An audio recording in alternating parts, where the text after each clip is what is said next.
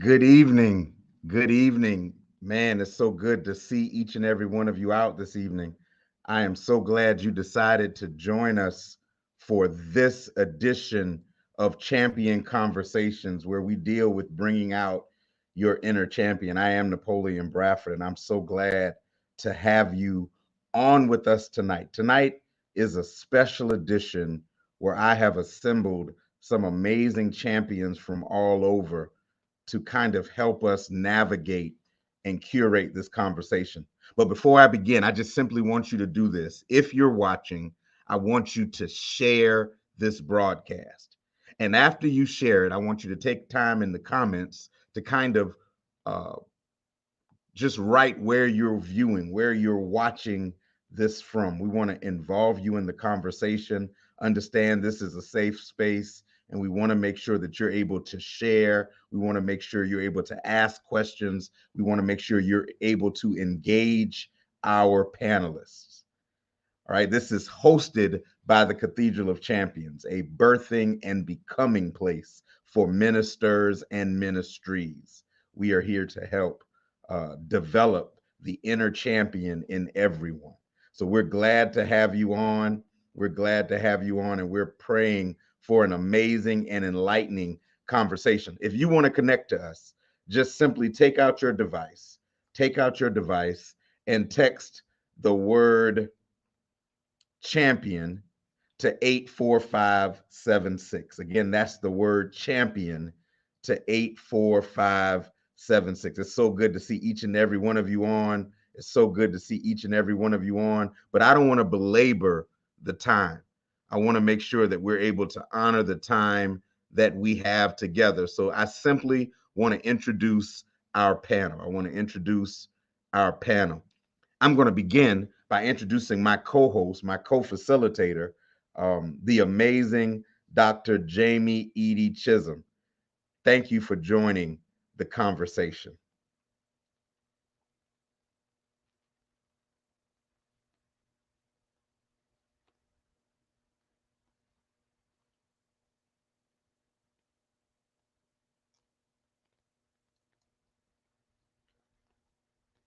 You're, uh, let's see what's going on. It says my mic is still muted, but it would be great if people could actually hear me. Now So we good, hear yeah, good evening. I am so glad to be part of this conversation tonight. I think it's really important for us to talk about all of the ways that we deal with death and divorce, and not just of people. And it's especially important during this holiday season. So I'm ready. I'm ready to get started and be with the panel. Awesome, awesome. We're so glad to have you. Let's introduce our first panelist. Our first panelist is one of the members, the founding members of the Cathedral of Champions, and she is a champion. And I want to introduce you to Janine Wilson. Good evening. Good evening. It's a pleasure to be here. I'm so excited to at least talk about my part in my journey as I start from scratch. Awesome, awesome. Next up, I want to introduce to you to my sister um, and member indirectly of the Cathedral of Champions. She's had a voice in it, and she's also amazing pastor out of the DC DMV area, uh, Yania Wilkins. Praise the Lord, everyone. Thank you so much for having me. I am so excited about sharing my testimony, and I look forward to those being blessed tonight. Awesome, awesome. Next up, my sister from South Carolina, my best friend, and so I'm just so glad to have my best friend on, Nikki Spears.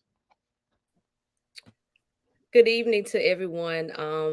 Part of this journey is new for me, but I'm excited and can't wait to share with you um, about this journey. Awesome. Awesome. Now, next up, I have a whole lot of estrogen on the screen, so I need to bring some testosterone on the screen. So I'm going to bring my other best friend, uh, James Watson, on. So, James, come on in the room. Good evening, everyone. I am excited and elated to be on such a powerful panel tonight, and I am excited. I'm bringing with me just a little, maybe about 11 years of experience from a second marriage, and so I want to just help people as much as I can tonight. So I'm excited. Thank you for having me tonight. Glad you're here, my brother. Glad you're here. Can't introduce you without introducing your wife. So let's bring Dr. Key on. Well, good evening, everybody. It is a blessing to be able to share with this phenomenal panel and talk about healing well and the healing process, to be able to triumph after trauma. So hopefully I'll be able to contribute, and I'm definitely coming to learn. So good evening to everybody. Good evening. I love that. Triumphing after trauma. Man, that's good. That's good. That's good. Let me close out this amazing panel with my other sister, my co-laborer in the chaplaincy, Lieutenant Colonel Michelle Law Gordon. And she was having some technical difficulties, so I may need to bring her back. All right, let me bring her back in just a second. Don't worry about it. We know she's here. Listen, let's hear a little bit of your stories. Let me go in the reverse order that you're on and just hear a little of your story. So let me start with you, Dr. Key. Yes, sir. Wow, my story. I'm gonna use the title of my book as, because my book speaks to my story, and that's Damaged but Destined, and it talks about the journey and the process, the damages that come. But anybody who's ever had to deal with a car accident, or you can actually sue for damages. So I figure that my life now is me suing the enemy for the damages that he caused, and getting my rewards for the damages, for the trauma that I had to deal with. But I am divorced. I was divorced. I'm remarried to the handsome one that's on the screen with that red, black, and white shirt on. So we've been married now for 11 years. But I've been, if we go for the divorce side of it, was divorced since 2006, 7. Got remarried, but there was a healing process, and a process that God had to take me through, to be able to be prepared to be married again, to be able to handle marriage. I had to heal well. I had to be able to be ready to be a wife in a whole new mindset, in a whole new mind frame, having to be able to marry without penalizing my husband for what had happened to me before. And so in order to do that, there had to be a healing process. I couldn't hold him responsible for the trauma or anything that happened, the sins of another person, because he was somebody different. And so God took me through a healing process. I had to be ready. I had to be whole, because I had already gone through a situation where I married somebody and both of us were broken. And because we were both broken, we caused each other so much damage. This time around, it had to be different. Children were involved. We are a blended family. So now we're talking about both of us, children born in my womb and children born in my heart, and them playing a part in that process. Being able to blend well, to represent God. I told my husband when I met him, I wanted the marriage that God intended when he made Eve for Adam. I wanted what the Garden of Eden was supposed to be before the fall. And that's what we're still trying to build. And we're still trying to build, because at that time we weren't 20. We were, I know I look like I'm 21. Thank y'all. But no, we were set in our ways in some way. And so we had to learn how to live together. And I didn't expect him to be me. So being able to not be married to myself. Some people want to marry themselves. They want people to think like them, act like them. I knew I wasn't married myself. I was marrying literally the polar opposite. But we shared one thing in common, and that was our love for God and our love for one another. And we were willing to make it work. But learning how to do that when we have so many differences and so many things that we're not alike on, but it's working. And we're 11 years in, and we have a contract for 55 years, and to come up for renewal. Man, you feel you're suing the enemy. I'm suing the enemy for damages, because there's some trauma, there's some things that I experienced that were not my fault. Now, some stuff was my own stuff, self-inflicted nonsense, sin. Some stuff I caused, but there were some things in my life that I didn't cause. There were some traumas that came up through life, through generation. There was some generational trauma, some generational curses, and he took advantage of those things and used them against me. My first marriage was riddled with pain, riddled with adultery, and I was married to a preacher, and we just did not have a good process. It was a good person that was a bad husband. I'm grateful for what came out of that. I got 2 beautiful children out of that, but it still was a bad process. So you're talking about being married to somebody for 14 years, and 14 of those years were traumatic, and trying to stay together because it was the right thing to do for the church, or trying to stay together because we tried to have a whole house, or what we considered a whole house.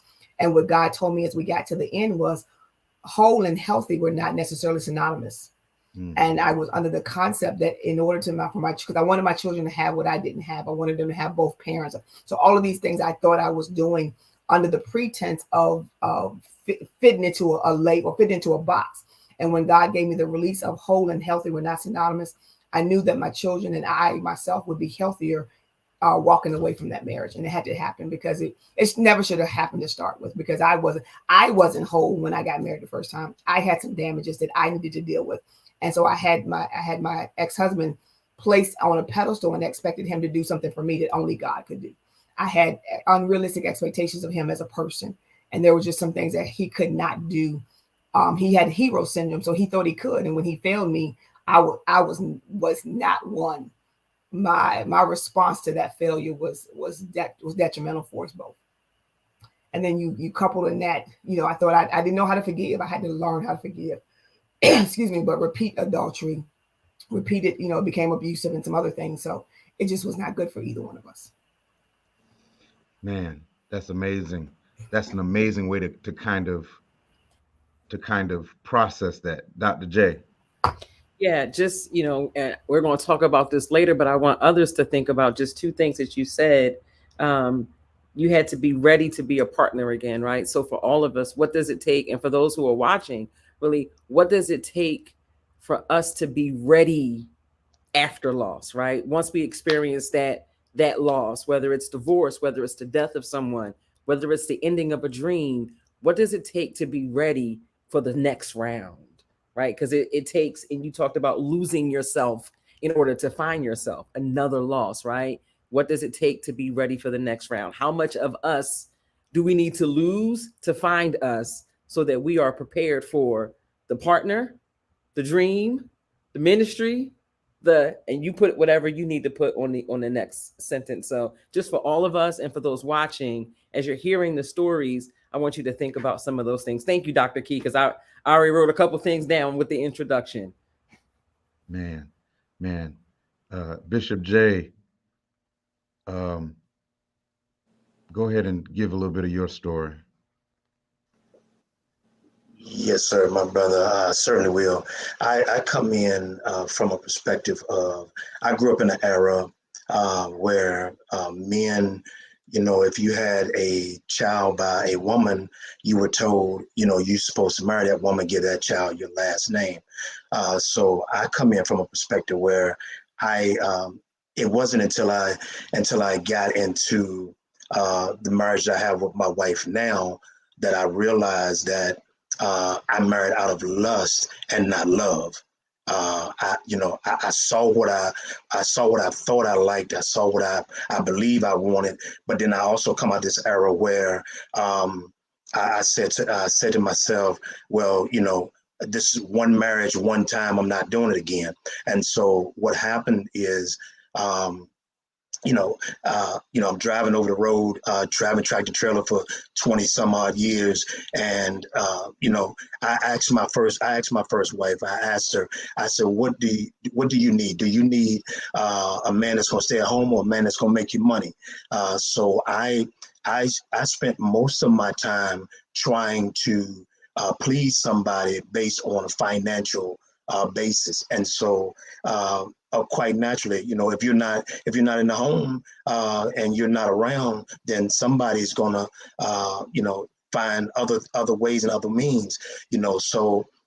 With that, when when that marriage ended, like my wife said, I did, 2 beautiful children came out of that. Then I was able to get 2 bonus children.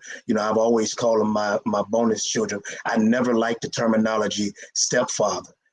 Because what is he stepping into? Is he do you realize what you're stepping into? So I wanted them to be bonus. I wanted them to be an addition to what I already had and what I could bring to them from a male figure, father figure. And so as that relationship grew, it allowed me to grow with them, learn them, not having to force the relationship, not feeling like that the relationship was forced on me.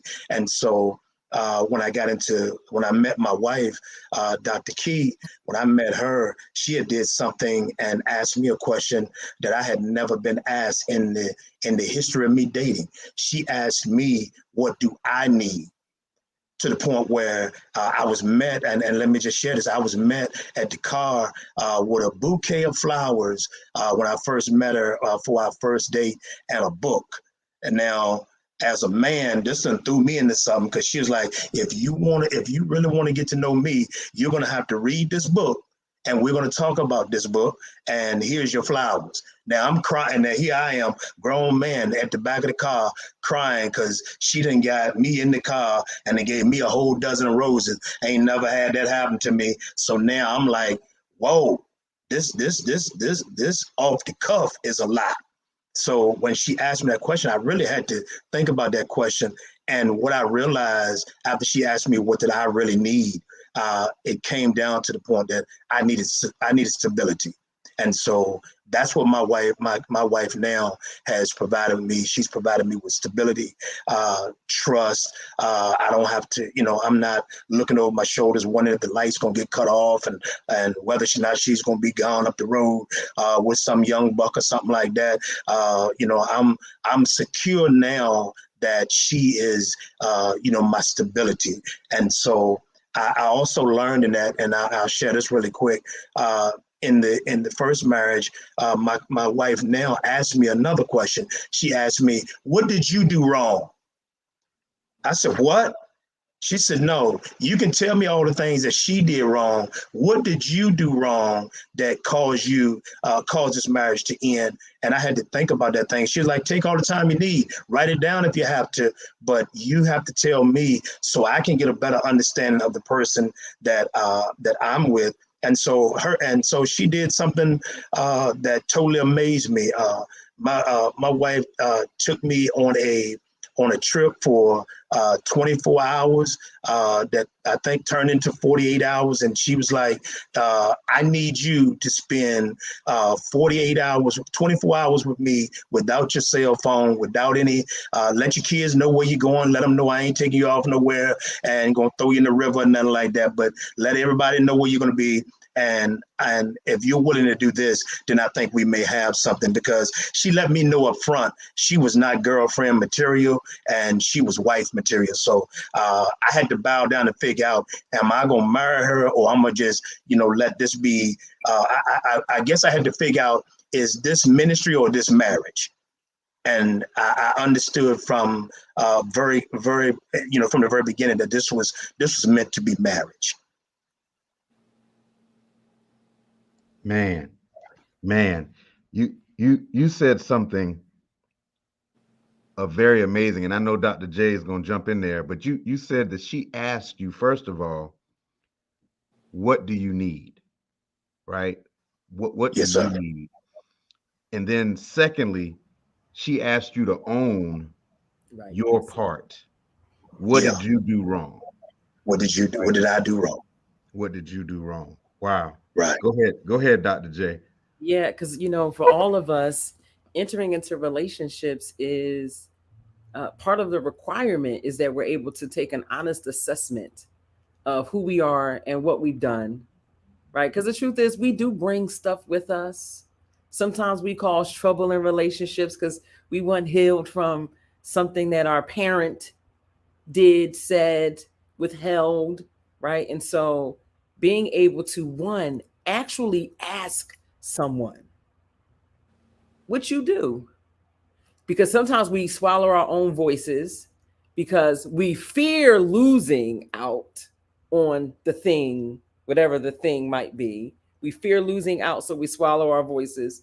But for both of us to be alive in this thing and to thrive and to be well, I got to really be able to speak up and say, Bishop, what you do, and take what you say, your accountability, and also not hold that against you. And I'll be really candid as we navigate this space today. My husband and I'm learning how I know what happened yesterday, right? With not being able to communicate well, right? With pushing away from one another, and then saying, okay, listen, I figured out why I'm doing that. Here I am ready now for me not to hold that against him as we move forward. So again, thank you both for talking to us about how we can navigate loss and how we can do it together, because it requires letting go of some stuff. Bishop, I know when she asked you to figure out what you did wrong, you had to look at yourself in the mirror. You had to decide, what am I willing to lose? Because I'm gonna have to let some of this stuff go, right? What am I willing to lose to gain what I believe is going to be my blessing? And so thank you both for helping us, start this conversation about navigating loss, navigating trauma. What does it take to heal? For those of you who are listening, right? Think about that. What are you willing to let go? What assumptions about how relationships are supposed to be? What assumptions are you willing to let go of? What assumptions are you willing to let go about how other people should be in life? Like, what are you willing to let go of? Because some things we're holding on to are choking the life out of us, which means it's also going to choke the life out of our relationship. What are you willing to lose in order to be whole and healthy? And so thank you both for starting this. I know we got some more introductions to do. So let me mute again so we can get these introductions. Man, this is so good, right? This is so good. And you said it amazingly. But my sister is back with us, and I want to give her a chance to introduce herself and say her hellos, and go ahead and tell your story while you jump on. Uh, Michelle Law Gordon. Okay, so I'm Michelle Law Gordon. I am a widow of 6 years, but I have also been engaged since becoming a widow, and realized that it wasn't time yet, and had to let that go. Have dated, and it's been interesting. And even in listening to the conversations thus far and talking about what are you willing to let go of, I think that there's also the issue of what are you not willing to let go of, and what standards are you not willing to lower? Because what I realize is that I was in an amazing marriage that was cut short far too soon. I was married for 6 years and 9 months before I lost my husband to a heart attack. But as I said, it was an amazing marriage. I got married at late because I was 41, and there were some standards that were set that I'm not willing to lower in order to marry again. So from that regard, I think that we have to also know what is it that we want. Because when I met my husband, I said to him, what are you looking for, a wife or a girlfriend? Because I'm about to be 40 and I'm wife material. So I knew that going in, and that has not changed. But having married him, he showed me some things that I deserve as a wife and as a woman that I'm not willing to settle for not having. So.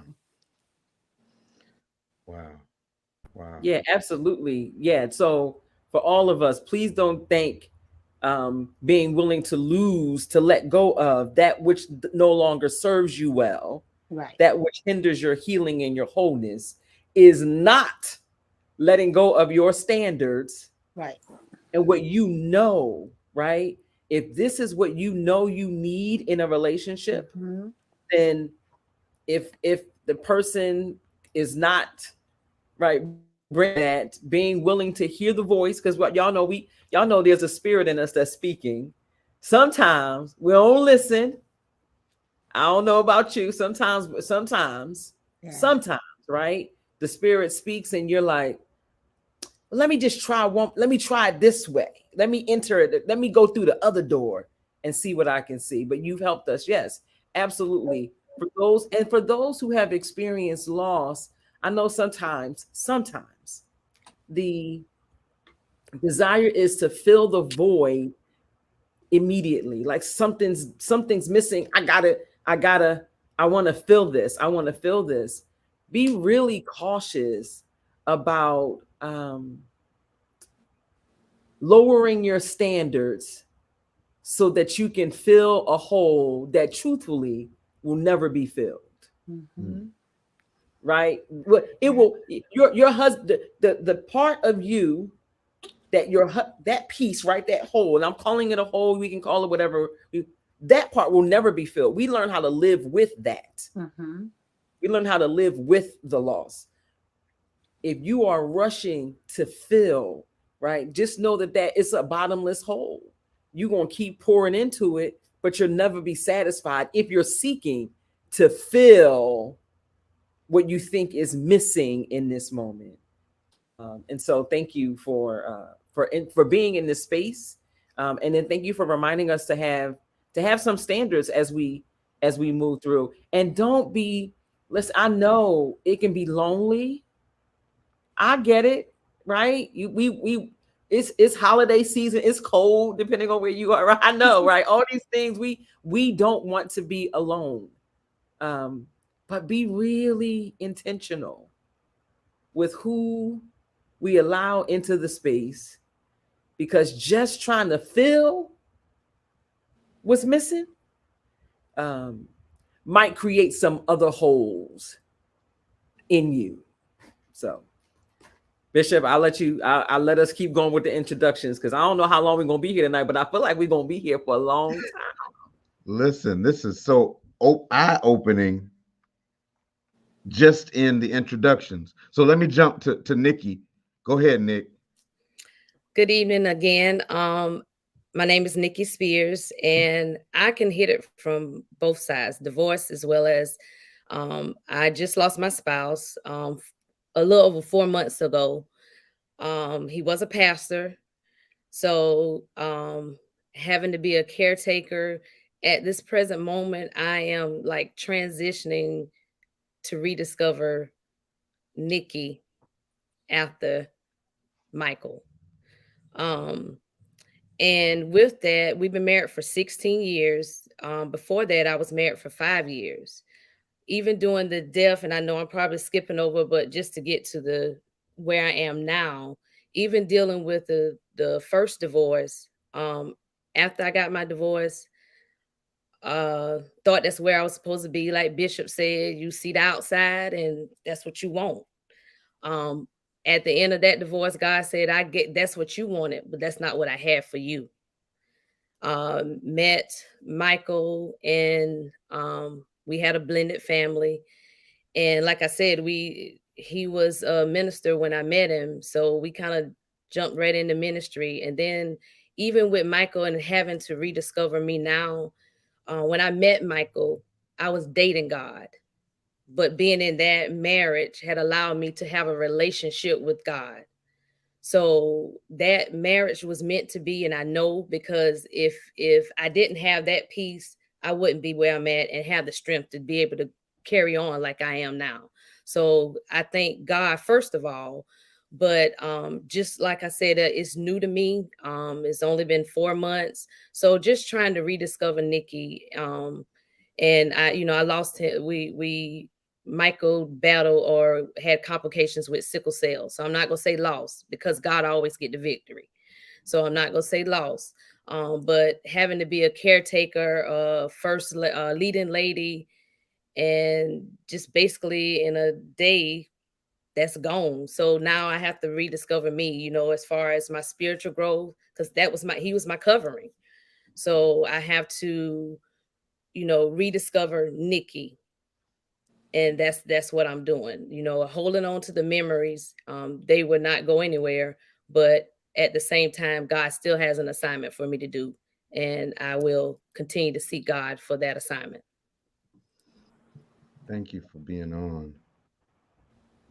Yeah, and it's like not only does God have an assignment for us, right? Something that God wants all of us to do, but I don't believe that it is God's intention for us to not live in joy, right? And so, um, those of you who have, if you're watching and you're familiar with thoughtful transitions, Nikki says something that we focus on when we are helping people or communities navigate loss. What does it mean to rediscover yourself? Because ultimately, as you get to a certain point, there is some rediscovery that has to take place. There is some um, figuring out where I fit again, figuring out is it the spot over here, or have I moved to a new place? It's rediscovering what do I like again, because sometimes the things that we used to do, the places that we used to go, we stop going, we stop doing, we stop being, we stop becoming, and there's no shame in that. It might be part of our process. And so there comes a point where we have to sit back and say, all right, now it's time to rediscover me again. And so, Nikki, thank you for reminding us of that. And that's a hard work when it's time to start rediscovering yourself again. Because it's do I go on the do I take the trip to the place that we used to go all the time? We loved, I'm gonna say, like, we love the Dominican Republic. Do I want to go? Will is that betrayal because I'm gonna go and enjoy myself? Like, what does it mean to rediscover me after after a loss only in that they are not physically with us? I believe that sort of my ancestors, those who have been connected to me, are always here. I name them in spaces because they're here, but trying to rediscover yourself can be a challenging work. So I'm glad that you have community. All right, I already know you have community that's here to support you, but for all of us thinking about what does it mean to rediscover ourselves after a loss. And let me go on mute. Okay, okay. Yania, I know you've been biting at the bit. Um, I think you've been mentally jotting some notes down. So let's hear your story. Yes, yes. Praise God. Yes. Just like Nikki, I'm coming from both dynamics. The first being, I met my husband when I was 18 years old. I married my husband when I was 21 years old, and I stayed married to him until I was 31. And so from my early or late teen years and all of my 20s, I spent being married. Marriage is always difficult. I married a person who was a detective in the DMV area. I also married someone that already had 3 daughters. And so I walked into an already made family in a sense when I took on that responsibility as a young woman.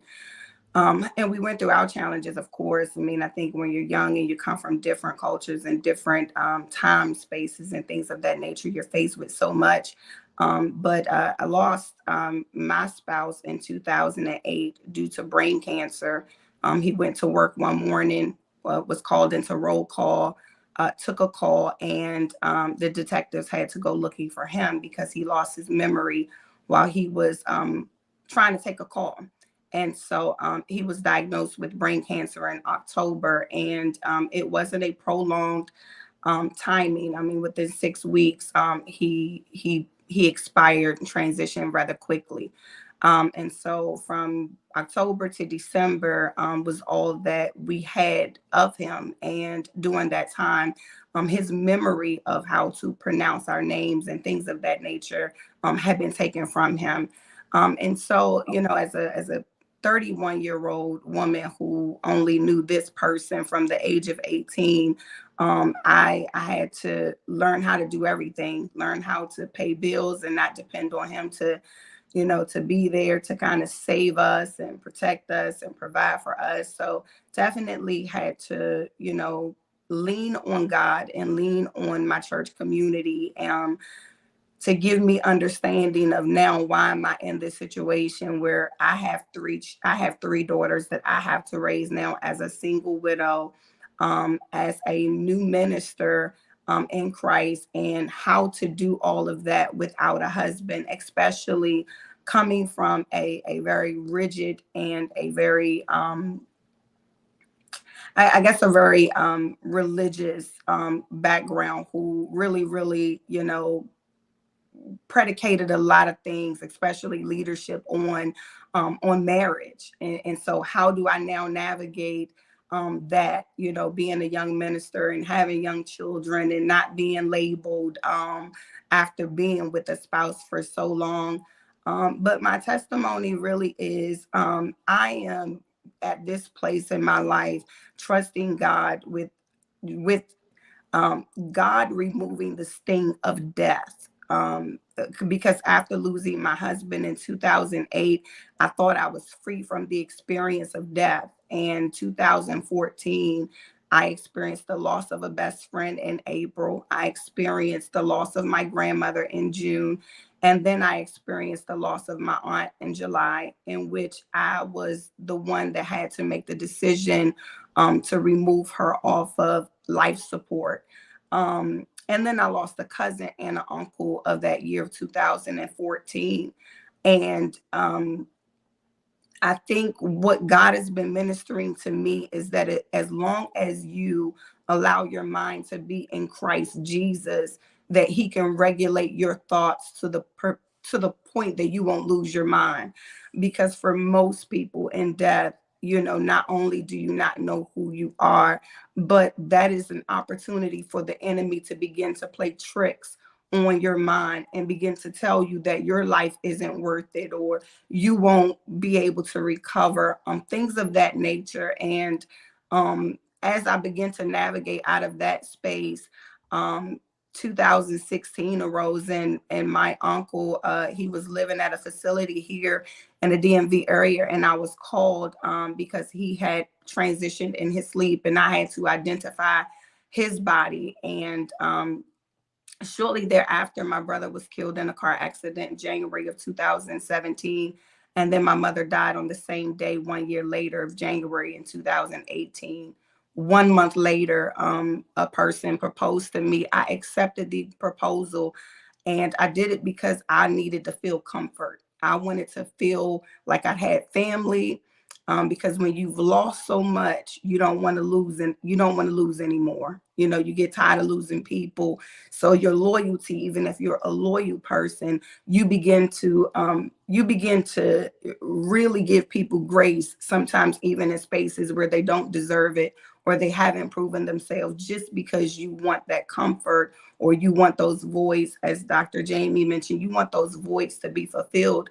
But I thank God, because while I was in a process of planning this wedding, the Lord was speaking to me every step of the way. And 2 weeks prior to that wedding, I called the wedding off. And it was probably one of the most courageous things that I had ever done. But I did it with the power of God, the strength of God, and the faith of God, because I recognized that God had brought me all the way from my first death experience of 2008 all the way to 2018. And if he kept my mind through all of that, I knew God would be able to keep me, preserve me, restore me. And one of the most phenomenal things is that I have recovered in areas that I never thought that I would ever be able to recover. And some people don't recover, they don't bounce back. But God has been giving me so many healing mind hacks, that through his word, to keep our mind focused and stayed on him, that we don't allow our mind to get lost in the the losses that we experience. And so these are just some of the things that I've experienced. And I'm able now to try and minister to others who've experienced loss on this great magnitude. And through this process, understand why God pulled me to the forefront of all of these losses and allowed me to come out, where some people, were not able. I'm glad to be one of the ones who was able to conquer and defeat, the sting of death, and giving, praise and glory to God, knowing that he was with me every step of the way.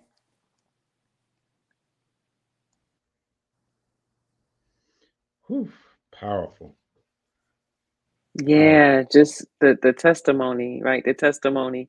I often share with people that if you lose everything, if it's just you and God, you have enough to start all over again. Mm-hmm. You have enough to experience joy. You have enough to pursue ministry. And I am grateful that you are telling us tonight that that sting that comes with death and loss, that it doesn't always have to sting. It might not, the sting might not go away overnight, right? You're talking about a 10-year process for you. Um, so for those of you who are listening, who are thinking that you're gonna get off this live and tomorrow, right? You know, Pastor told us, she's telling us about a 10-year process of navigating and experiencing more losses and navigating and experiencing more losses and trusting God.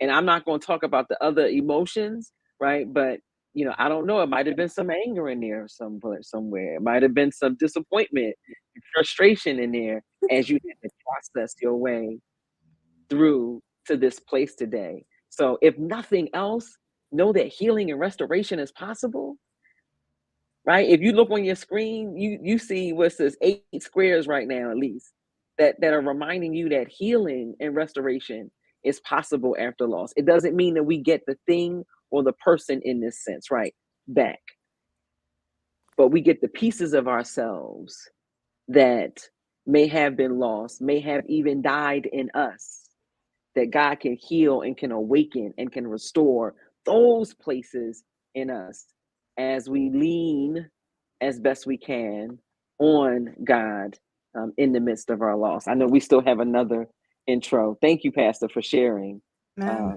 that testimony. For real, I'm excited. If I wasn't sitting on the floor, I might run around a bit, but I got to get off this floor first. Man. So we're gonna close out our introductions with my beloved sister Janine Wilson. Good evening, everyone. First, let me say I'm twice divorced, and I'm not going to talk about their part of it. I'm going to talk about my part of it. I can honestly say now that I was suffering with an identity crisis. I did not know who I was. Um, First marriage, because you're taught early on that you're supposed to get married. You're supposed to go to school, find a husband, be a housewife. My father walked out on my mom when I was in junior high school.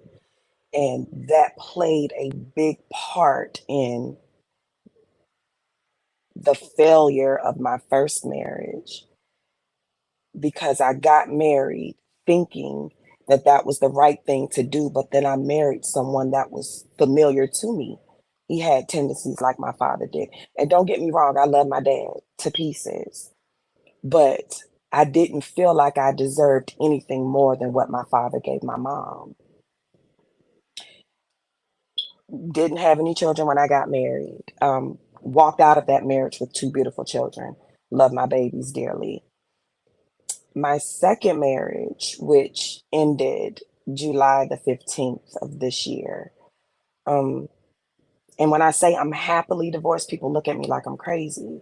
But the marriage was toxic because I was still in the middle of my identity crisis. I was fighting with the world, trying to have a voice. I was fighting within the church, trying to have a voice. So, God said, don't marry him. But my pastor at the time said, you need to. Instantly regretted it. Stayed married for in the house for 4 years, and it progressively got worse. And it got worse because the more I learned me, the more I knew I couldn't stay there. The more the closer I grew to God, the further he went away from God. And it was just like, for my salvation, I have to leave. And I literally walked away with nothing physically, but I gained a whole spiritual kingdom and a whole spiritual awakening. And my identity crisis was gone because I finally accepted who I was. I finally accepted that although my voice may not be received by everyone, it would be received by someone. So leaving that marriage, I had to heal during the marriage before I could leave the marriage. And I don't know if that makes sense to anyone, but because it was so toxic, and it was toxic on both ends initially, and I'm not going to put all of the blame on him because I was still struggling with me. And because I was struggling with me, I allowed myself to participate in things that I knew I shouldn't have participated in. So in order for me to leave the marriage, I had to know that I was worth more than what I had at that point in time. And if my partner at the time did not want to grow with me, I knew I had to grow without him. So that's basically where I am right now. I'm happy and I'm at peace. And while I'm saying I'm at peace, that doesn't mean that I'm not tried and tested every single day. I just know that I don't have to participate in any dysfunction because I've been delivered from all of that. I know how to use my voice and I know how to speak and not argue. I know how to say things and not say it in a way where I'm intentionally trying to hurt your feelings. I'm intentional about how I communicate and how and it's just in any relationship, not just that I'm intentional about me representing God to the best of my ability and not allowing myself to get down in the dirt and get dirty when my God told me to stay clean. Yes, yes, yes. Thank you so much. Two things I want to say, and then Pastor Bradford, you can take it from there. Two things I want to say that you said to us. One, that in your healing, you were healing in, had to heal in enough in order to get out to continue to heal. Right? That's what you said to us, that I was in it. I couldn't leave though. So there was something, I was tangled in some ways with the toxicity, with the trauma, with whatever else was present. I was tangled up in some way with it.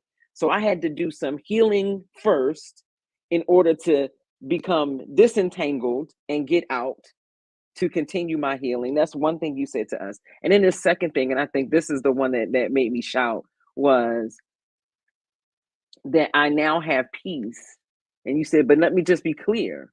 It doesn't mean that every day is right. It doesn't mean that you are smiling in a sense, like every day is filled with laughter. Peace. I think some of us think that because we say we have peace, that there also means that there is absent of trouble or absent of, sometimes grief or absent of, you name it. That's not what it is when people are talking about, at least from what you're saying, that you have peace. It is, I am confident that I did and am doing what spirit, where God is leading me. I am confident that the decision I made was to save my life, the life that God wants to use in ministry, but not just, let's think beyond just, right, just God wants to use. And I still might have some bad days, but I know that I'm where God would have me. That's peace based on how I heard you say it. I have peace. It don't mean that every day is a great day, but I know I'm where God wants me to be. I know that the peace is that God won't leave me regardless of where I am. That's the peace. It's not that I'm enjoying sometimes the stigma that comes from divorce, right? Because y'all know people talk about us. Y'all know, listen, people will smile and be like, hey, how you doing today, Janine? Good to see you. Good to see she right. Y'all know, let's just be clear that this is how some folks, some of our cousins and them act, right?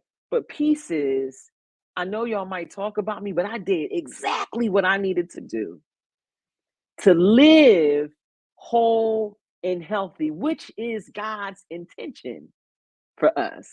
Anyway, so thank you, Janine.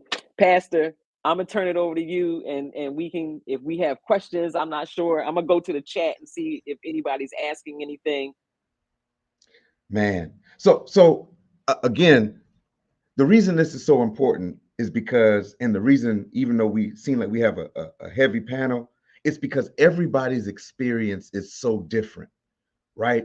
But But I want to go to the root of the presentation, which is, what did from scratch look like for you?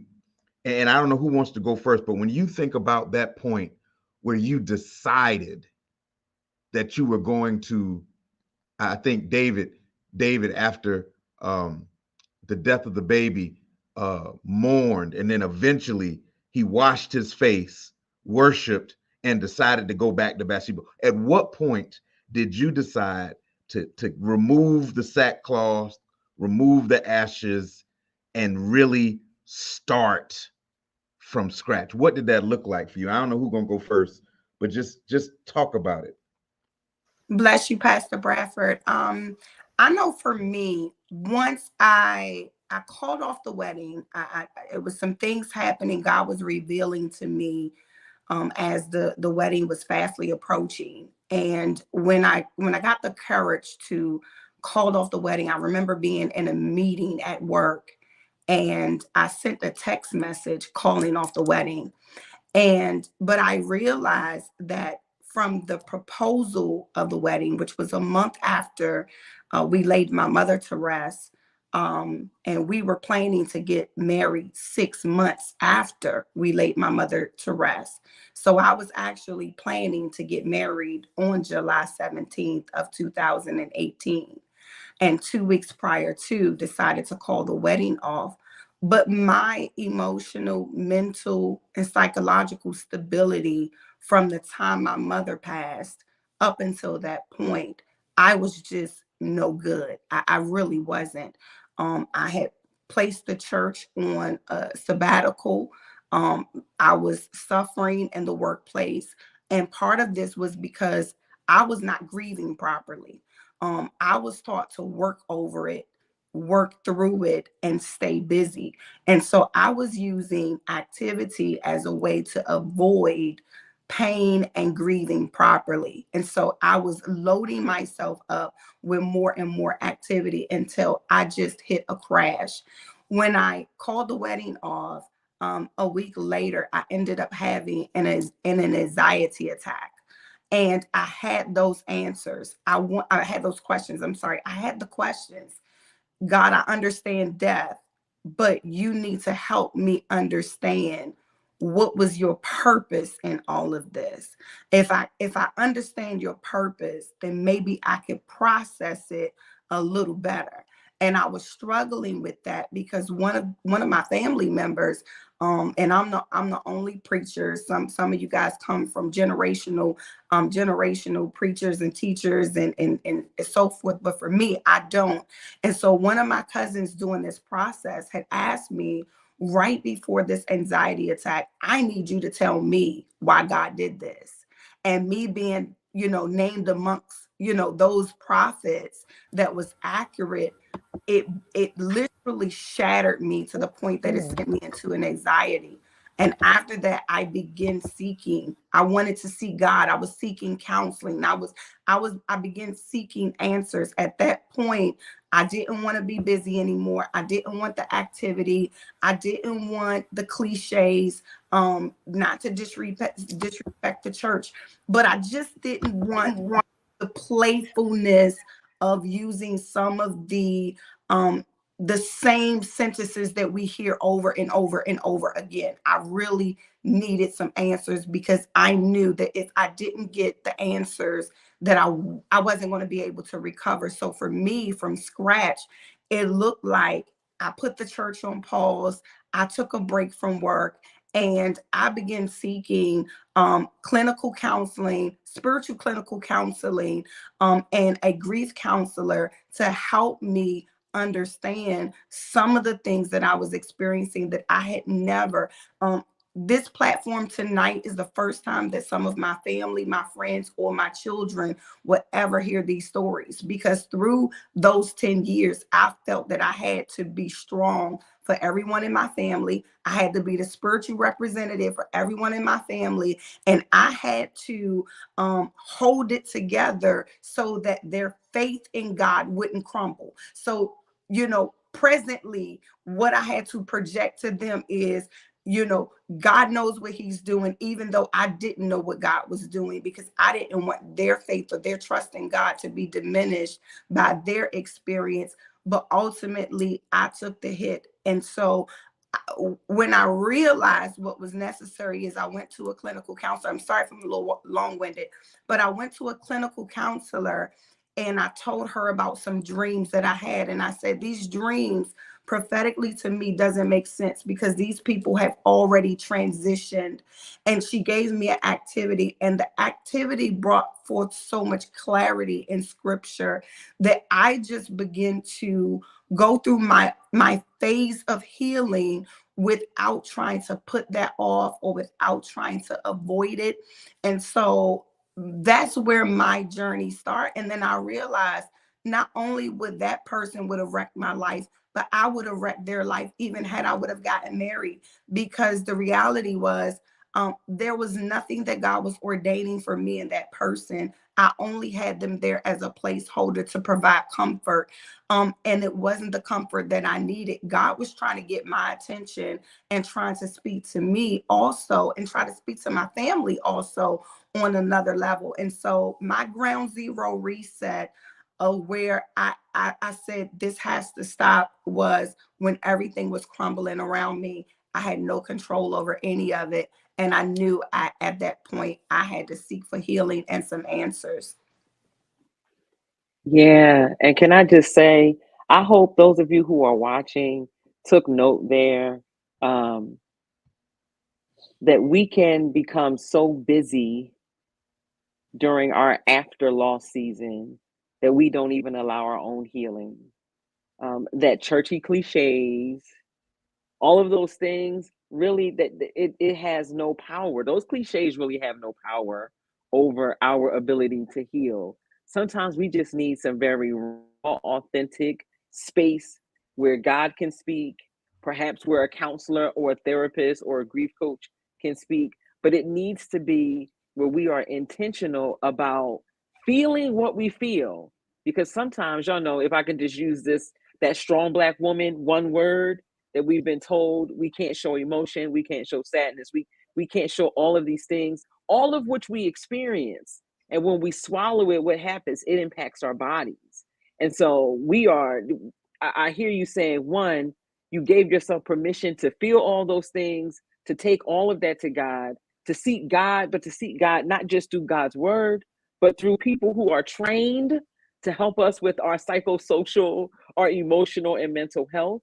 But I wonder, especially for those who are watching, I wonder what kind of space we would be setting up for our loved ones if we actually let them in on some of the journey, right? And based on what you said, you're like, wait a minute, I finally had to say, this is what it really is. I no longer have the power to fake what's happening. I no longer have the strength to put that mask on every day, to pretend that maybe all is well, to press my way through. Not saying we don't press, but pressing in a way that doesn't give space for our humanity as well can be toxic as too for our healing. So thank you for sharing that. I really want people to hear that sometimes it is not about the cliches. Sometimes it is not about the pretending. Sometimes it's about literally climbing down into the hole,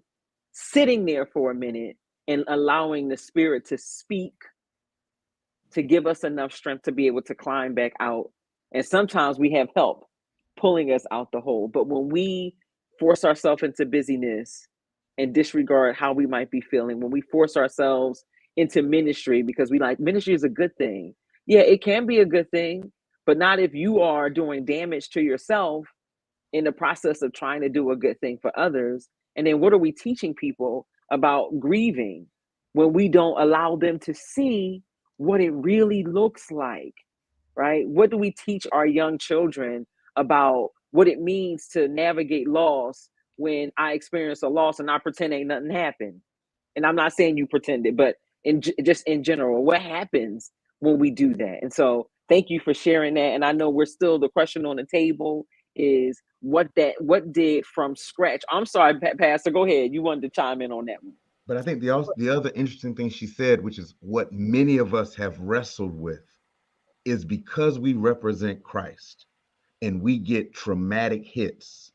Why do we often feel the need to suppress our real hurt, our real pain, in an effort to prove that God still loves us and God is in control? When, to be honest, in lost encounters, we're sometimes mad as hell at God.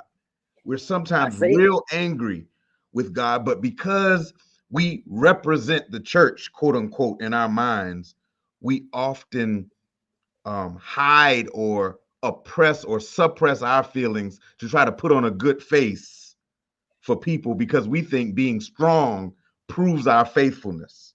Right. Right. And we got to redefine strong. Yeah. Strong is not, there is strength in allowing people to see your tears.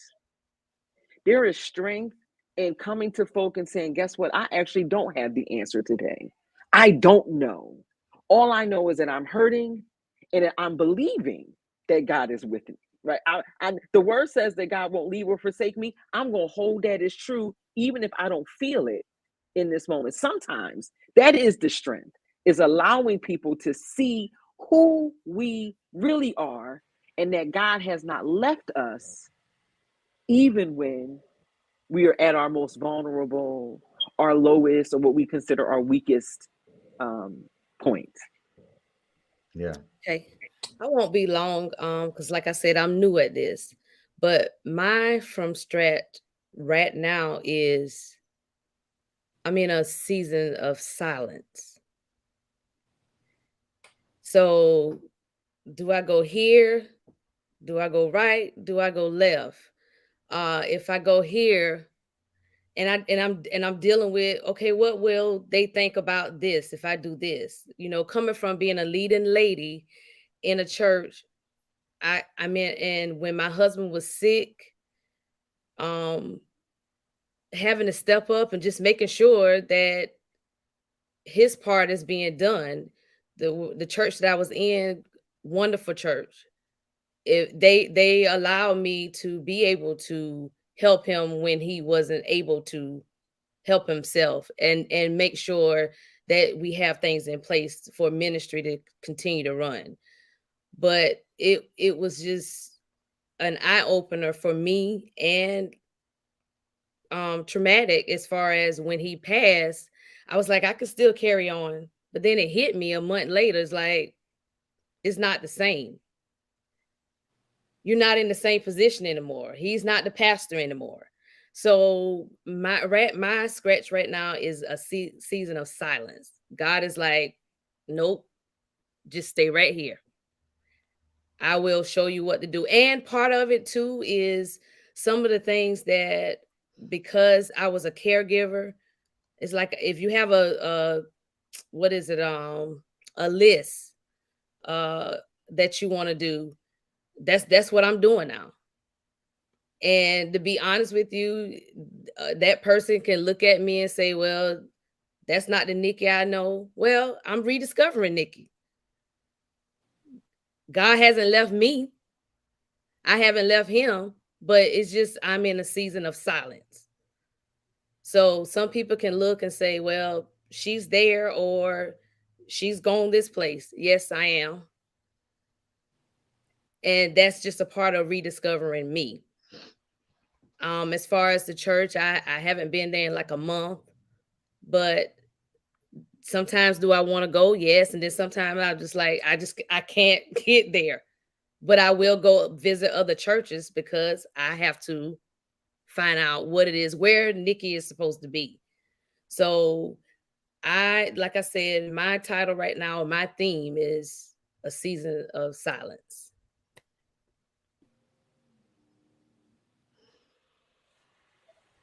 Thank you. Janine, I saw you come. I'm going to go ahead. Go ahead, Janine. My from scratch is being intentional about removing the triggers that causes my trauma.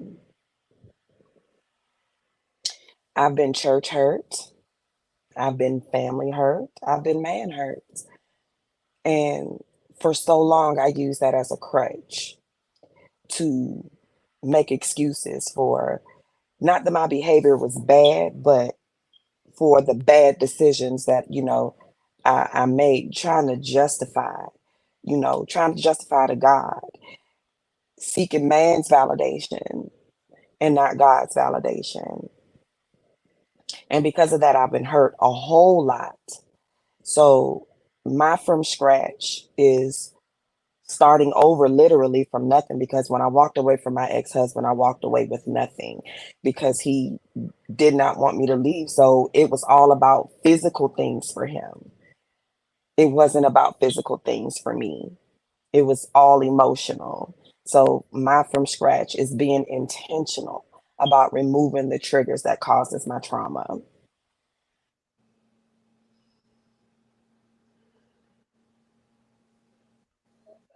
Yeah, thank you. Thank you. Those triggers, those places where they're familiar to us, and if we're not intentional, we can find ourselves back into relationships in some cases, back doing some activities just because it's familiar. And so the strength is being able to be honest enough with ourselves to say that this is something that I need to change, and then honoring ourselves by not engaging anymore. It's hard to let go of things that are familiar. But if your healing depends on it, and I hear you talking about not re-engaging your trauma, not going to the place that's going to awaken, not going to the place that's going to cause me to, I'm gonna use the term backslide, but I hope you'll understand what I mean, like to go back to, right? Like we don't always have to revisit our pain.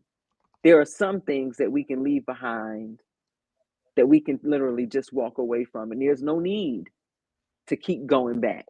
There's no need to go back and peek and just to let me just go and look at it again. So thank you for sharing that.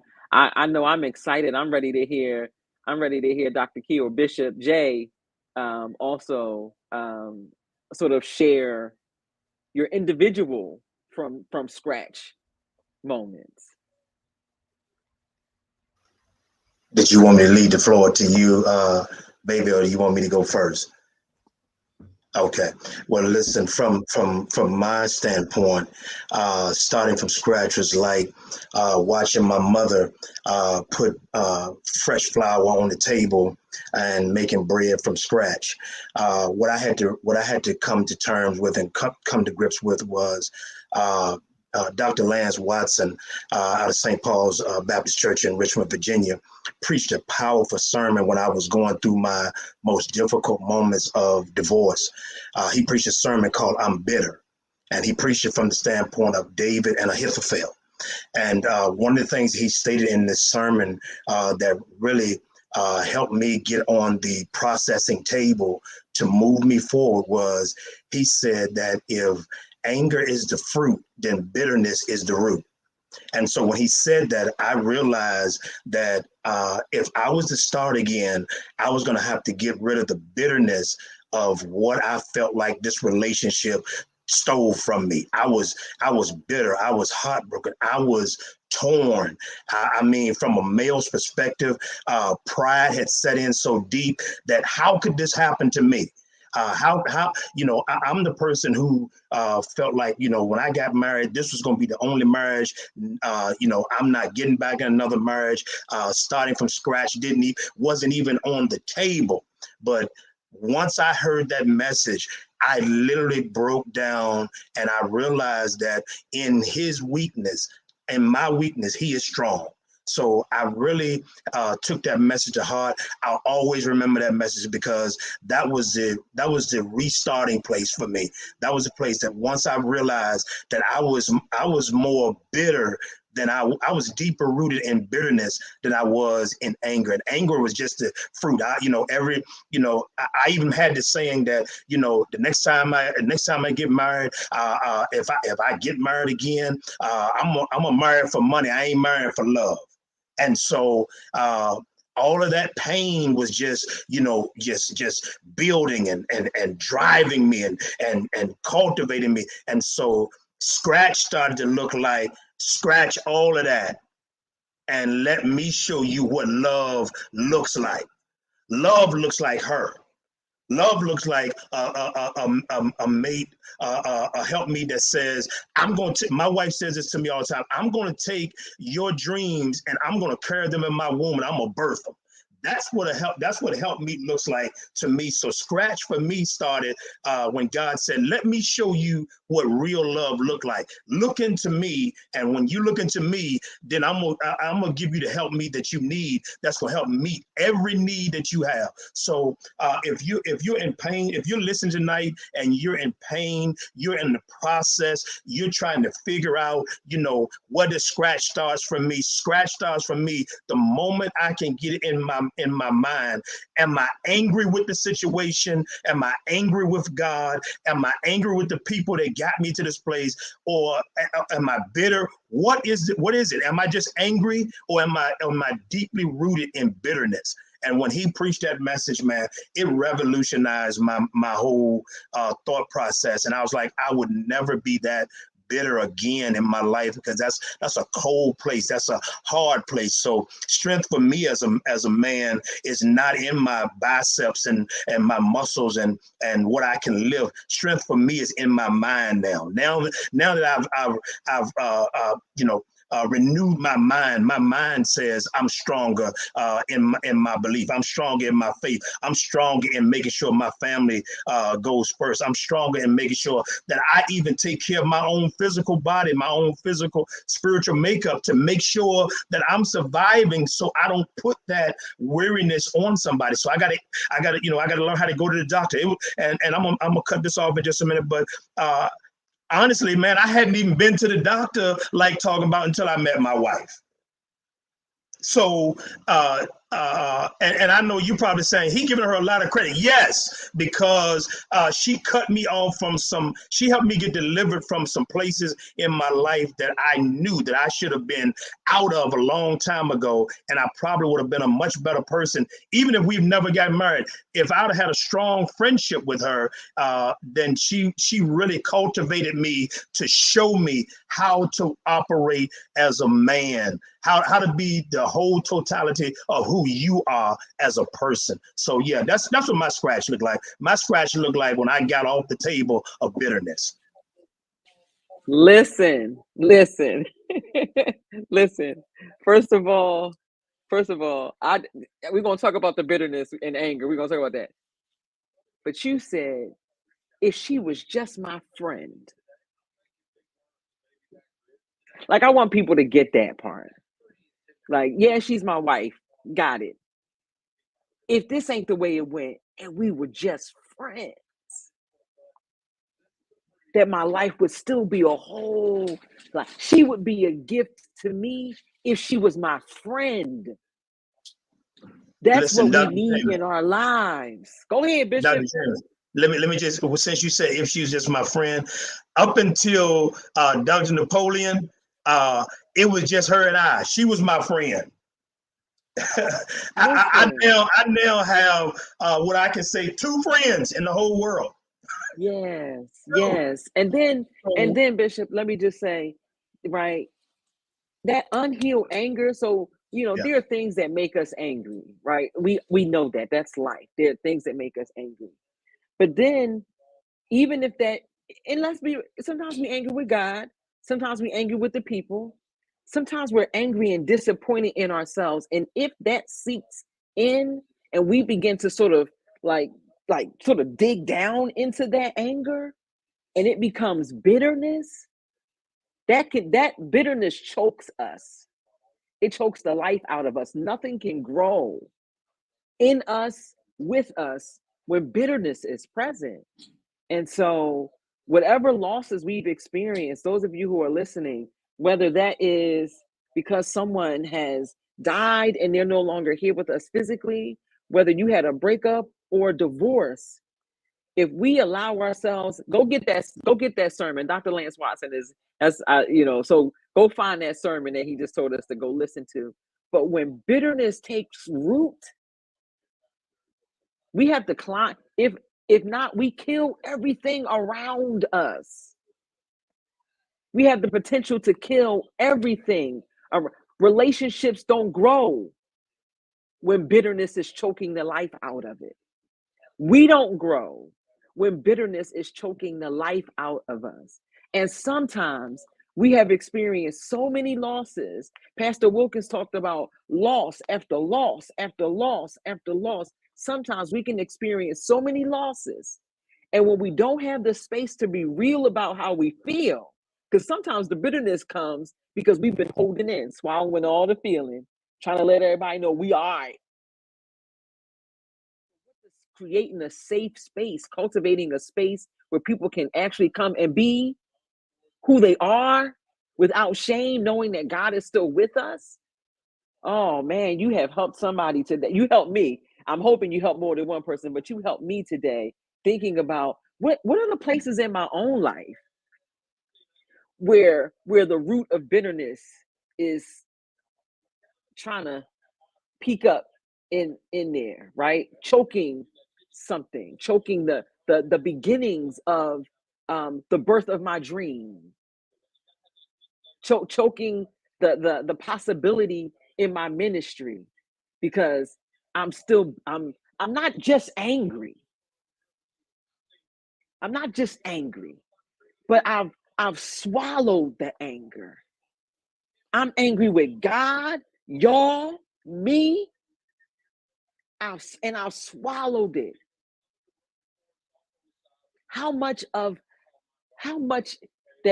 before us can we accomplish if we actually acknowledge that maybe the thing that's keeping us back, that's holding us back, is that we are bitter? Dr. Key, I know, let me pause and you go ahead and jump on into that and help us see what just being a friend to somebody. Some of us have had people extend friendships to us, but we don't like to listen. We have had people with wisdom extend friendship to us, provide wise counsel, but we don't want to hear that, and so we rather sit in the bitterness, in the anger. I'm gonna stop. Go ahead, Dr. Key. Thank you, Dr. Jamie. You have given such wisdom to every person's perspective and experiences. I don't know which area to speak to. It's so many different things that I'm gonna go with the original question. I'm gonna stay in the box and leave it alone. I'm gonna put my prophetic all the way over there by the window, so all the way over there. But from scratch means so many different things for me. I had to start from scratch with 2 children. But from scratch, these modern cooks, I grew up, my grandmother taught me how to cook. I grew up in a house and everything was cooked from scratch. And so that means there were different ingredients. There was no measure. And so I had to literally start from scratch. I had to take all the things that I thought it could not be pre-made. So it couldn't be somebody else's idea of what it's going to look like. It could not come from a store. So it couldn't be store bought.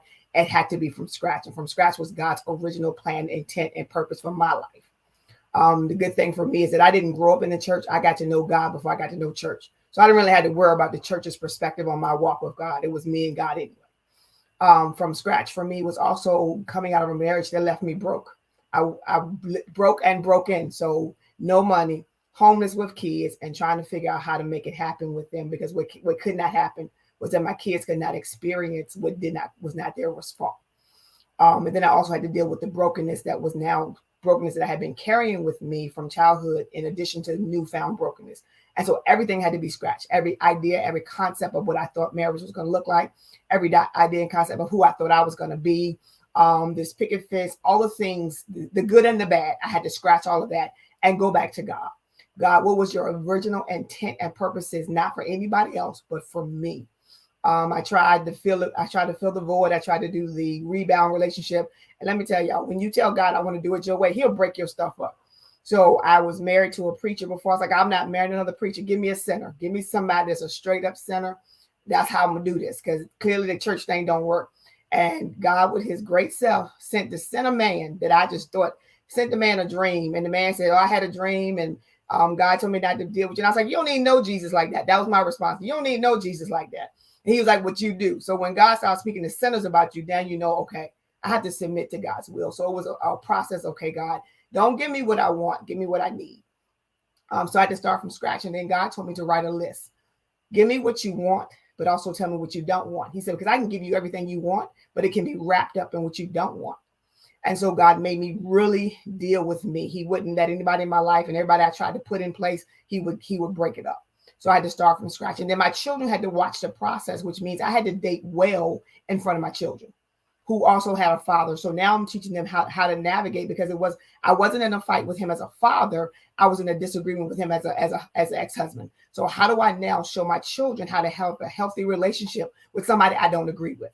And what I was not going to do was use my children as pawns. I don't play those games. I know what that looked like. I'd seen that. So my children had to learn how to be in both. They had to be able to love us both freely. So I had to teach them that, which was not something that I had seen growing up. I'd seen people fight over kids. I'd seen people use kids. So everything I learned had to be detoxed and broken through my own life. From there, from scratch was now I had to rebuild my life, and my daughter and my son have to have a front seat to that. That meant I didn't have there won't gonna be a whole lot of uncles, although I saw uncles. Won't gonna be all that wasn't coming in my house. So how do I show my children how to date well while I'm trying to teach them about God, while I'm trying to rebuild myself? And they have to walk this process with me. My son was in school, and he wrote an essay, y'all. And the essay was some essay he won. I heard about him winning some award, and it was on the wall. I did not realize that the essay he wrote was about me and what he was witnessing about my life. And so here, me trying to go through privately, my son writes this essay that goes all throughout the state of Virginia. It becomes this award-winning essay, and he's talking about seeing his mother go through but still be strong, seeing his mother go through but still keep them. They never knew they were lacking. I'm not realizing what they're watching. So now I'm having to, from scratch, show my children how to survive, how to love God when you don't have everything. I love God, but y'all had questions. I never told my kids you couldn't have questions. I never led as a person that couldn't ask questions. The Bible said, no, I get understanding. So I was going to get understanding. What the heck is going on? How did I get here? And how do I not come back? So from scratch was literally reestablishing everything I believed, everything I thought I wanted, and I had to walk that. So before God would send me James Watson, I had to walk with God. I had to walk through the pain. I had to deal with it, because what could not happen was that James Watson paid for everything before him. It was not his fault. But I also had to be prepared to be his friend, which meant sacrificing some things and being able to say to him, I'm not going to sleep with you, because I'm not going to be your next conquest. Either we're going to build a future, or we're going to just go ahead and we're going to kick it as friends. I had to know what I wanted, because a lot of people don't know what they want. I had to know how to communicate that to him in a way that I was willing to say, I love me enough to tell you what I want and not compromise that. How do I communicate that? How do I learn how to talk? I had to learn from scratch. I grew up in a household I grew up in an abusive household. So I had to learn how not to fight. All of those, everything about me had to start from scratch. Old, new, and be prepared for the new thing. And so that's what a lot of people have to do. Are you prepared for the new thing? I had to deal with my now before I could handle my next. He was my next, but I had to deal with my right thing and my right now. And all the ideals that didn't line up with what God had for me. So it was literally a preparation process. And God knew what was coming. God knew who was coming. And I had to be prepared for him. And so God prepared me to be his wife, because I didn't need to be the wife to anybody else. I need to be the wife to James Watson.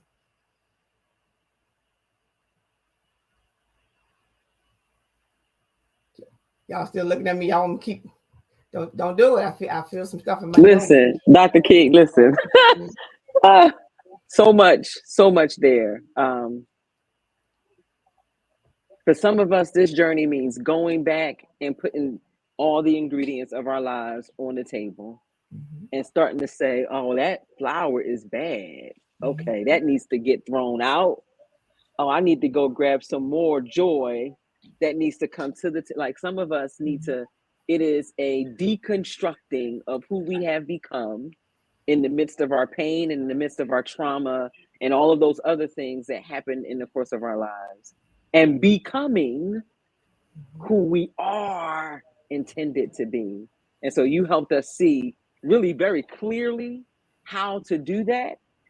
But you said something, that I want not just single folks to hear, because this applies even if even if it's a job or something else that you're going after. But you said God asked you sort of what you wanted, but also what you didn't want. Because sometimes we see what we want, and because we haven't given enough thought to what we know, there are some things that I just don't like. I just don't want. And if we haven't spent enough time identifying what we like, what we want, what we don't like, what we can't tolerate, when what we like shows up, we won't spend enough time investigating to see if all the things that we don't like are also present. Instead, we say, "Oh, well, I like it. It was blue. Let me take it." We didn't realize that it's battery operated and we can't plug it in. It's all the things that other things that we needed, that we wanted with it, are not present, but we accept it because we saw the thing that we like. And if we would just pause for a moment, that requires patience, that requires pausing, that requires reflection, that requires knowing ourselves. And you said some of us don't know ourselves. We don't even know what we want yet. And so we don't need nothing yet. We don't need it. We need to sit back for a minute to figure out who we are and what we actually want out of this thing. So I don't know how long we got past the Bradford. So I'm gonna come again. But you have helped us, and that prophetic thing you put by the window, just keep looking at it, because we might need you to say something before we get off the Zoom. Yeah. You mentioned understanding and saying and hearing God say that I might have to partner what you want with what you don't want for just a season to see if you're able to endure what you don't want to get what you want. And that was just amazing, because so many people toss the water out, the baby out with the bath water, because it ain't all together. But Law Gordon, I see you back, and I I'm want to back. put that question on with you too now. I think the devil just does not want me to talk tonight. Well, you talk. You talk now. Talk. What did from scratch look like for you?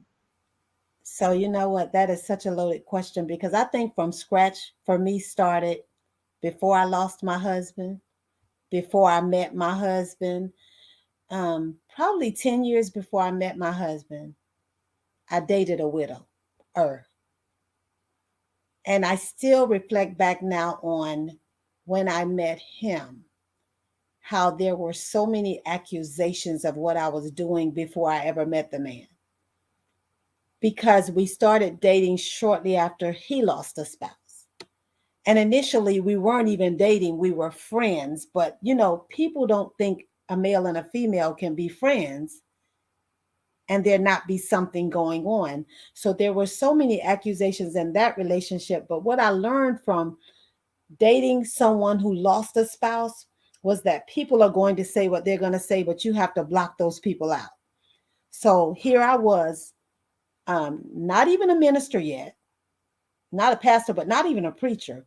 But God put me in a position to help this person who lost his spouse, who I later ended up dating for many years.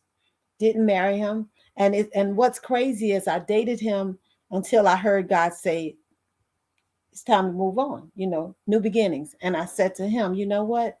I've been in this too long. It's time to go. And when I walked away, it was not long that God allowed my husband to walk into my life. And we were married for 6 years. But when my husband died, it's almost like because I had gone through that with him, I kind of knew some of what to expect. And I decided when my husband died, it was amazing because God set me, God prepared me, if there's such a thing. I had been fasting and praying before my husband died. He wasn't sick, um, looked like a picture of health. Went to work one night, sitting at his desk, had a massive heart attack, died. I got the phone call. I mean, it was just like that. But it was almost as if God had prepared me for the phone call, because even when the phone call came, I had a peace about it. And after hearing his death, I decided, even, while I was dealing with it and processing it, even at the funeral, one of the things people said is, how can you be smiling? And the only words that would come from my mouth were, the joy of the Lord is my strength. And it wasn't because I was quoting scripture. I literally had the joy of the Lord on the inside that was carrying me through the entire process. And so, and then I remember even during the funeral and shortly thereafter, my brother-in-law, my husband's brother, saying to me, Michelle, you're a young woman and you have to keep on living. For me, that was affirming, because oftentimes it's your in-laws that you got to worry about. Am I going to be able to go ahead and see? Some people didn't know this, but my husband wasn't a sickly person. And I heard Bishop Watson say, he wasn't a man who went to the doctor. My husband wasn't a sickly person, but my husband wasn't a man who would go to the doctor. His words to me were, I'm not going to the doctor because they're not going to tell me what I'm going to eat. They're not going to tell me what I'm going to drink. They're not going to tell me what I do, because I'm going to live my best life. And when I die, you can live yours. And I would say to him, that is such a selfish thing to say. You don't want to go get a checkup. And, we know Black men are notorious for not wanting to go to the doctor and just see what's going on. My husband may not have died of a heart attack had he just taken the time to go and get the checkup. But he said to me, I'm going to live my best life. And when I die, you can live yours. And you know what I said when he died? And I said it to people. I said, my husband died, but I didn't. For some people, that may seem selfish, but I wasn't being selfish. He died. And I told him, you're selfishly saying that. But at the end of the day, he died. I didn't. And I chose to continue living. And because I knew what I went through in that relationship when I dated a widower, I already knew what to expect and what might come. And sure enough, because I remember when I dated this man, somebody saying to me, well, he should have at least waited 6 months before he tried to talk to you. And my response was, where's that in the Bible? I know we have these things that we think people should do, but where in the Bible does it say that there's a month or 6 months or 12 months or 5 years that you should wait before you move on? The vows that we take say till death do us part. And whether that death is a day later, a week later, a month later, or a year later, if Jesus came that we might have life and have it more abundantly, why is it that there's this notion that the person who is left is supposed to play dead until other people are ready to see them live again? And so for me, my from scratch was, I'm going to keep on living until I die. And I'm not going to live for people. And I'm not going to allow people to hold me hostage with what it is they think I should do. I'm going to live my best life. I'm no longer married, which means I'm single. I'm a widow, but I'm single. And if I want to go on a date, I'm going. If I want to sit at home, I'm going to sit at home. I continued, and I didn't even stop preaching. My husband died my husband died on a Sunday, and I didn't preach that day, on a Monday, but the next Sunday after he died, I preached. Now, there are some people who said, oh, you were in denial and you need to heal and you need to, but you know what? Everybody processes grief differently. For me, my therapy was to continue preaching. And I also write. I write for my newspaper, and I would write what I was dealing with. And it was amazing because I actually was getting letters from people who were reading my editorials, thanking me for sharing my journey through grief with them. So for me, it was therapeutic. And I've never been in denial. And I say to people, and I even said it to my pastor just today, I'm a wounded healer, but I do realize I have not completely healed. But just because I'm not completely healed doesn't mean I can't help somebody through their process, because I'm healing as I go. But my from scratch was the conscious decision to keep on living and not allow people to tell me how to do it. Somebody ought to be running around on that right there. Often when we experience death, the expectation is that we die with them, that we die with with our parent, that we die with our spouse, that we die with our child. I mean, these are some tremendous losses, right? We can't sugarcoat the fact that it's a heavy loss, and we did not die, right? And so What does it mean for me to live and to process in ways that are authentic to me? Because you said that you were smiling. Well, guess what? Some people do smile. Some people do have joy after a loss. Some people have relief. Some people experience anger and there's a whole array of emotions that one can experience after they experience a loss. And so, thank you for helping us see that it is not a one size fits all experience. But if nothing else, if you're watching, if nothing else, please know this. We know that you love the person. We know that you love Big Mama. We know that you loved Auntie. We know that you love Cousin John. We know that you love them. We know it. We know it. You know it. When they took their last breath, you did not take yours. You are still here. God intended for you to be here in this moment, then live. Right? Live. And so what does that look like? Processing in ways that are natural and authentic to us. That could be journaling, which is a way of processing our grief. It could be pausing and sitting in silence, which is a way of processing our grief. It could be saying, you know what? We're taking a sabbatical as a church, which is a way of processing our grief. It could be recognizing that, you know what? I'm starting to settle, not just in my anger, but my anger is becoming bitterness. That's a way of processing our grief. It could be laying everything bare on the table. I call it getting naked to get free. That's a way of processing our grief. And it could be deciding that I'm not going to put myself in positions, in places that re-traumatize me. That's a way of processing our grief. All of us are doing it differently. There is no right or wrong way to do it. You got to get your healing, but know that when they took their last breath, when the relationship took its last breath, when the job took its last breath, you did not take yours. So what you going to do now that you still have breath in your body? I see you, Pastor Napoleon. Go ahead, jump on in. No, man, you've led us to our final question, our final statement, right? You have ushered us into the close, which is simply this, because we're looking in squares of survivors, right? Each square represents a survivor. You've survived whatever it was that has been deemed a loss, whether it be divorce or death. And the question that I want to leave with you as you leave with the people who are watching is how do you, what words of encouragement do you have for them to ensure their survival? What are you going to say to the people watching to ensure that they don't stop breathing just because whatever situation they were in stopped breathing? Nikki, I know you got to go because you got to pick up my nephew. So go ahead and start us off. What advice? And you're new, right? Yeah. But you're still breathing. So what Yes. advice do you have?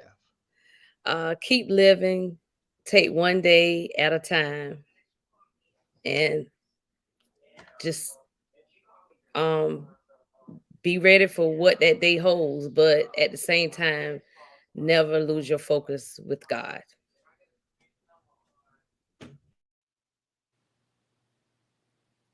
Thank you. Thank you. Janine.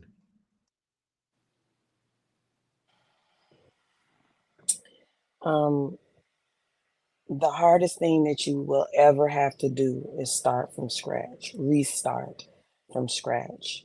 When it seems like everything and everyone else around you, they're prospering and they're happy and they're loving and they're being loved on. We have to understand that everything has its point and its purpose, and everything that comes to you is not meant to destroy you or to kill you or to do anything like that. But I will say this. My mom said this to me when I was contemplating leaving my last marriage. And she simply said Matthew 7:6. Do not give dogs what is sacred. Do not throw your pearls to pigs. If you do, They may trample them under their feet and turn and tear you to pieces. Be better than what your circumstance is, and know that you are worth a restart if that's what God is telling you. Amen. Amen. Yania.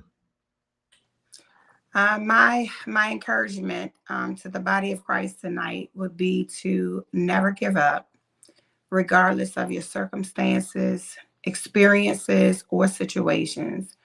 Um, Give yourself grace to grow and trust God. Tune out the opinions of those that are not qualified, but give yourself grace to grow and just keep going and never quit. Do not allow your experiences or the circumstances to stop you where you are. Just keep going, never quit, and give yourself grace. Be kind to yourself, love yourself, accept the love that God is giving you, and keep going and never quit. Amen. Keep going. Keep going. Michelle. Oh, here we go. Definitely say live until you die. Mm, Don't die while you're still alive. Live until you die, because often so many dead men walking. Live till you die.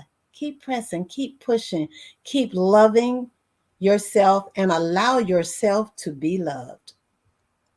mm. Live until you die. I love it. I love it. I love it. James Watson. Yes, sir. If I could give a closing statement of excitement and joy for the people that have been watching, I would just simply say, give yourself credit that you did not crash. Give yourself credit that Christ collected all the broken, scattered pieces, put you back together again, and He gave you an ounce of, He gave you more than love to get you back on the road of success again. Give yourself credit that you did not crash. I'm so glad you out the cave, my brother. God, I'm so glad you are out the cave. You just don't understand. You just don't understand. Give yourself credit that you did not crash. God almighty. God almighty. Key, I can tell by the smile on your face that you glad he out the cave too. So go ahead and give us some parting words. Well, if he out the cave, I can go in now, right? But my final comments to those that have shared sacred space with us is be willing to heal. There has to be a willingness to heal, so that you're not the victim twice. If you refuse to heal, then you become a victim twice. So be willing to heal. And whatever that healing process looks like, you have to be willing to heal, or you're going to be stuck where you are. Hmm. Jay. Listen, I just wrote down what they said. So I don't I don't know that we need to really add. There's nothing to add to what they said, because they gave us a full answer when you put all of their responses together. I do want to pull what Pastor Wilkins said, though, because in this process of doing everything that everyone has told us, right, to give ourselves, to take one day at a time, to be willing to heal. Healing, y'all, there's a quote from the Salt Eaters, and it's in two different sections, but it says, "Are you sure, sweetheart, that you want to be healed? Just so you're sure, sweetheart, and ready to be healed, because wholeness is no trifling matter. A lot of weight when you're well." That to me goes back to what Dr. Key said, right? You have to, it's intentional healing, and you got to be willing to do sometimes the work of healing. But all of what everybody said, be willing to give ourselves a restart, right? Thank Jesus, thank God that we did not give ourselves credit for not crashing, right? Um, that we have enough in us to get back on the road again. All of that. But all of that, if we place just on top of it, what Pastor Wilkins said, and that is give ourselves grace through the process. So with all of the folks said in the space, all of the wisdom that has been deposited in this space, because you're not going to always get it right every day. Some days the healing work going to be too, you going to say, I ain't doing that today. I'm not calling them today. I'm not going there today. I'm not, some days you're not going to start. If we're willing and able to give ourselves the same grace that God gives us, if we can give ourselves grace in those moments, then I do believe that we're going to be all right on the other side of this thing. And so thank you all. Thank you, Pastor Napoleon, for inviting me into the space to just glean. Y'all see my notebook. I got some notes from all of what you have shared in the space. May we all leave this space knowing that healing is possible, that healing is available, that God wants us healed and whole, and that it is a participatory event, that it does not happen without our activity with God in this process. We do this thing with God. So, Pastor, I'll turn it over to you.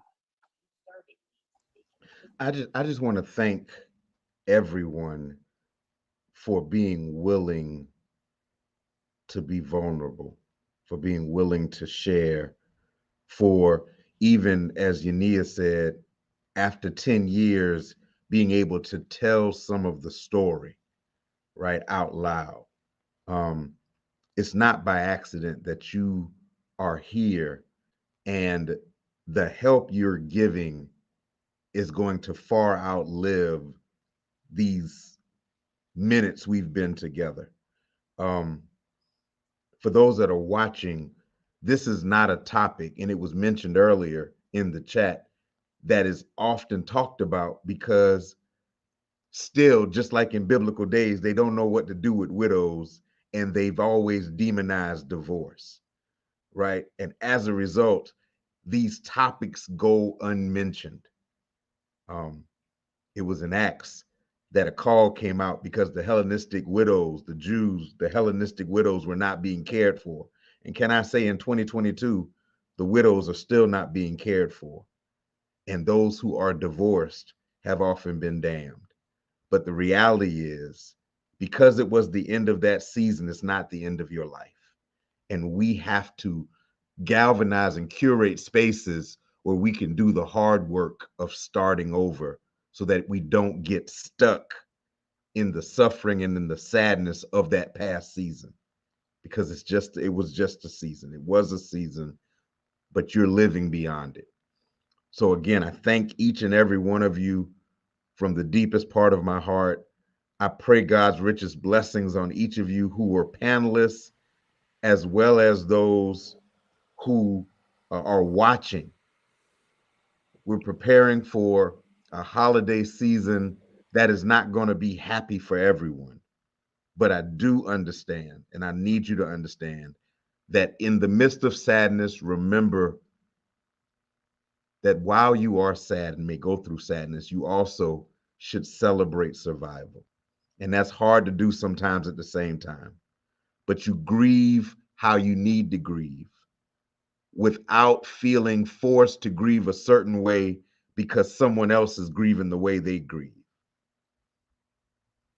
This is your story, and you have the ability to write it how you need to write it. So I'm Dr. closing. Bradford, Go can I ahead. just say one thing? And I'm so sorry.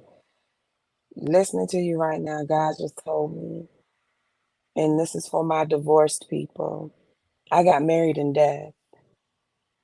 Even though I stood before a preacher, I still got married in death. But I was revived in new life.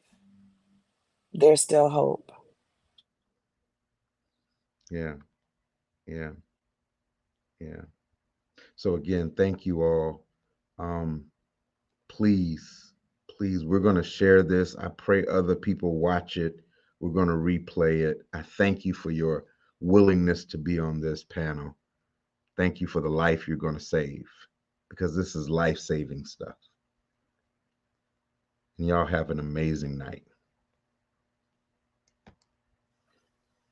Thank you so much.